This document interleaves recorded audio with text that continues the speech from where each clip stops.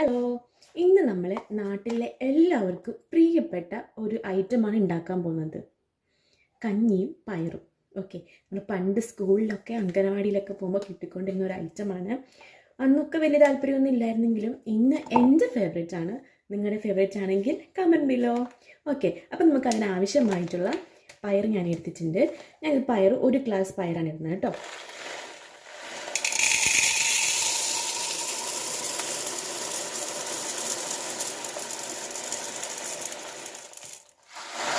ഒരു ഗ്ലാസ് പയറും അതുപോലെ തന്നെ അതിൻ്റെ കൂടെ 1 ഗ്ലാസ് അരിയുമാണ് ഞാൻ ആഡ് ചെയ്യാൻ പോകുന്നത്. ഇനി പയർ കൂടുതൽ ഇഷ്ടമുള്ളവർക്ക് ഒരു 1/2 ഗ്ലാസ് മതി. എനിക്ക് പയറും അരിയും ഒരേപോലെ തുല്യമായിട്ട് കഴിക്കുന്നതാണ് ഇഷ്ടം. അതുകൊണ്ടാണ് ഞാൻ 1 ഗ്ലാസ് പയറും 1 ഗ്ലാസ് അരിയും എടുക്കുന്നത്.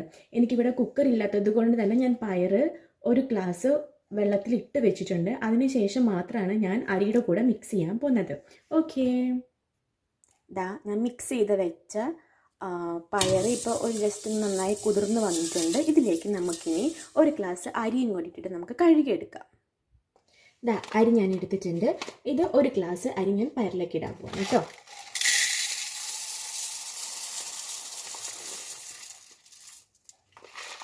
കറക്റ്റ് 1 ഗ്ലാസ് അരി ഞാൻ പയറിലേക്ക് ആഡ് ചെയ്യാൻ പോവാണ്.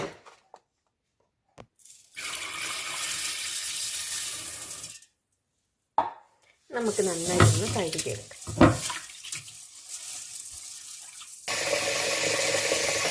ഞാൻ അരിയും പയറും കൂടെ നന്നായിട്ട് കഴുകുകയാണ്. എനിക്കിവിടെ കുക്കറില്ലാത്തത് കൊണ്ട് തന്നെ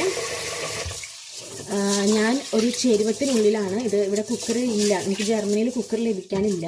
ഇന്ത്യൻ സ്റ്റോറിലൊക്കെ പോയാൽ ഉണ്ടാവും, പക്ഷെ ഇച്ചിരി എക്സ്പെൻസീവ് ആണ്. അതുകൊണ്ട് ജർമ്മനിയിലേക്ക് വരുന്നവർ നാട്ടിൽ നിന്ന് കുക്കർ കൊണ്ടുവരുന്നതാണ് നല്ലത് കേട്ടോ. കുറച്ച് ഉപ്പ് കുറവുണ്ടായിരുന്നു, ഞാൻ ഉപ്പൊക്കെ ആഡ് ചെയ്ത് കൊടുത്തിട്ടുണ്ട്.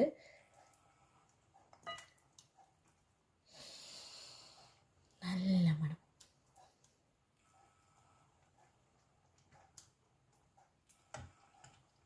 നമ്മുടെ കഞ്ഞി റെഡി. ഇനി ഇതിന് കോമ്പിനേഷനായിട്ട് ഒരു സാധനം കൂടെ വേണ്ടേ, കാണിച്ചു തരാം.